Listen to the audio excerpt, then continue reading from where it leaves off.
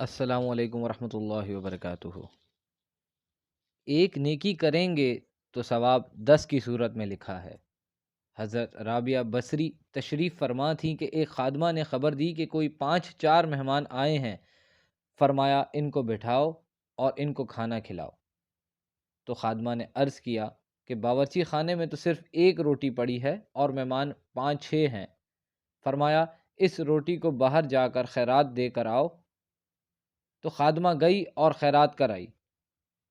حضرت رابعہ بصری کا حکم تھا، ورنہ عقل تو یہی کہتی ہے کہ ایک اور ہے، باقی اور حاصل کی جائیں اور مہمانوں کی خاطر مدارت کی جائے۔ تو وہ ایک روٹی بھی خیرات کر آئیں۔ تھوڑی دیر بعد دروازے پر دستک ہوئی۔ پوچھا دروازے پہ کون ہے؟ کہا میں غلام ہوں اور ہمارے آقا نے آپ کی طرف کھانا بھیجا ہے۔ خادمہ نے کھانا وصول کیا۔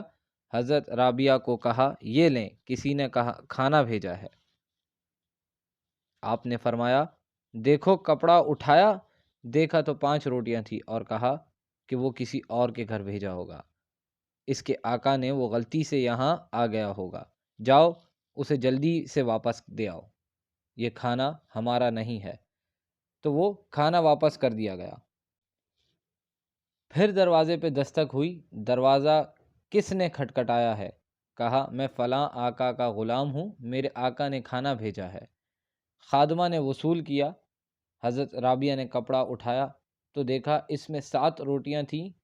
کہا اس کے آقا نے کسی اور کے گھر بھیجا ہوگا، یہ بھی غلطی سے ہمارے گھر آ گیا ہوگا، جاؤ کھانا واپس دے کر آؤ۔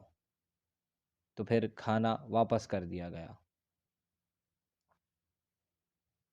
پھر دروازے پر دستک ہوئی۔ پوچھا کون؟ کہا فلاں کا غلام، میرے آقا نے آپ کے لیے کھانا بھیجا ہے، اور کہا حضرت رابعہ کو دے کر آنا۔ خادمہ نے وصول کیا، اور وصول کرنے کے بعد حضرت رابعہ نے کپڑا اٹھایا تو اس میں 10 روٹیاں تھیں۔ ہاں ہاں، یہ کھانا ہمارا ہے، یہ مہمانوں کو کھلا دو۔ تو خادمہ نے عرض کیا پہلے دو بھی یہی کہہ رہے تھے کہ یہ کھانا آپ کا ہے۔ کہا میرے رب کا وعدہ ہے کہ کوئی ایک دے میں اسے 10 دیتا ہوں۔ پہلے 5 روٹیاں تھیں، پھر 7 تھیں۔ میں نے کہا میرے مالک 10 پوری کرے گا تو تیری بندی وصول کرے گی، تیری یہ بندی وہ کھانا وصول کرے گی۔ جو ایک نیکی کرے تو اسے ثواب 10 کا عطا ہوتا ہے۔ یہ اللہ کے کرم نوازی کے رنگ ہیں۔ تو کہا اعمال کا دار و مدار نیت پر ہے، ہم اپنی نیتوں کے حسن کا اہتمام کریں۔ جو تھوڑا بھی عمل کریں لیکن نیت کی خوبصورتی ہو تو پھر وہ عمل ہوگا۔ اللہ طیب ہے، اللہ طیب ہے، طیب کو پسند کرتا ہے اور طیب کو پسند کرتا ہے، اور صرف اسی عمل کو پسند کرتا ہے جو اس کی رضا کے لیے کیا جاتا ہے۔ میرے اور آپ کے آقا مولا نے ارشاد فرمایا وہ شخص جس نے صدقہ کیا اور اتنے مخفی انداز میں کیا کہ جو دائیں نے خرچ کیا بائیں کو پتہ بھی نہ چلا، قیامت کے دن جب کوئی سایہ نہ ہوگا، اللہ اس شخص کو اپنے عرش کا ٹھنڈا سایہ عطا فرمائے گا۔